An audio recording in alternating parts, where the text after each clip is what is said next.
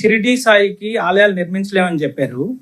So షిరిడీకి వెళ్ళే హిందూ భక్తులు కూడా చాలా పెద్ద సంఖ్యలో ఉంటారు. వాళ్ళ మనోభావాలను ఏమైనా పరిగణలోకి తీసుకుంటారా? ఈ నిర్ణయానికి రావడానికి ఏ వైదిక పరమైన ప్రమాణాలు కానీ లేకపోతే ఏ ప్రమాణాలను మీరు పరిగణలోకి తీసుకున్నారు సార్? చట్టపరమైన ప్రమాణాలు ఏమైనా ఉన్నాయా? మామూలుగా మనకున్నటువంటి వైదిక ప్రమాణాలు ఆగమ శాస్త్రాల ప్రకారం అయితే హిందూ ధర్మాదాయ దేవాదాయ ఆలయాలు వాటి పరిరక్షణలోనే ఈ యొక్క శాఖ పనిచేయాలి. షిర్డీ సాయి భక్తులు కూడా హిందువులు ఉన్నారు, ఇతర మతస్థులు ఉన్నారు, సమాజంలో అనేక మంది షిర్డీ సాయి భక్తులు సేవకులుగా ఉన్నారు. కాబట్టి మొదటి నుంచి పౌరాణిక శాస్త్రాలు మన పురాణ గ్రంథాల్లో చూస్తే షిర్డీ సాయి ఆనాడు ఈ యొక్క పౌరాణిక హిందూ ధర్మశాస్త్రాల్లో లేరు.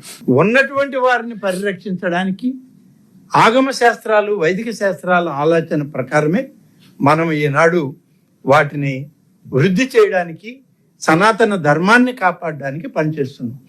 షిర్డీ సాయి ఆలయాలు ఎక్కడ ఏర్పడినా మీరు అన్నట్లు హిందువులు ఉన్నారు, అనేక మతస్థులు ఉన్నారు, అలాగే అనేక రకాలుగా ఆలయాలకి ఆర్థిక స్తోమతలు అందించేటువంటి అనేక మంది ఉన్నారు. కాబట్టి ఆలయాలు వాళ్ళు అభివృద్ధి చెందుతూనే ఉన్నాయి, వాళ్ళు దగ్గరుండి వాటిని పోషించుకుంటున్నారు. కాబట్టి హిందూ ఆలయాలకు చెందినటువంటి ఈ నిధులని హిందూ రక్షణ ఆలయాలకు మాత్రమే మనం ఖర్చు చేయాలి. ఇదే సాంప్రదాయం మిగతా కొన్ని సాంప్రదాయాలకి వర్గీకరించే అవకాశం ఉంటుందా సార్? మిగతా ఇట్లాంటి ఈరోజు షిరిడి అయింది, కొంతమంది కొంత ఆందోళన ఉండొచ్చు, మరికొన్ని దేవాలయాలకి ఈ సాంప్రదాయాలను ఏమన్నా ఎక్స్టెండ్ చేసే అవకాశం ఉందా?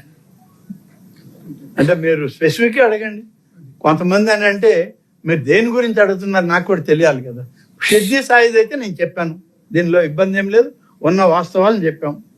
షిర్డీ సాయి ఆలయాల్లో ఈ ఆలయాలు అన్నీ కూడా హైందవ శాస్త్ర ప్రమాణాల ప్రకారం వైదిక కార్యక్రమాలు జరపబడవు, అందుకని అవి మా పరిధిలో లేవు. ఇంకా వేరేది ఏదైనా మీరు ఏదైనా ఉంటే స్పెసిఫిక్గా అడిగితే చెప్పగలరు.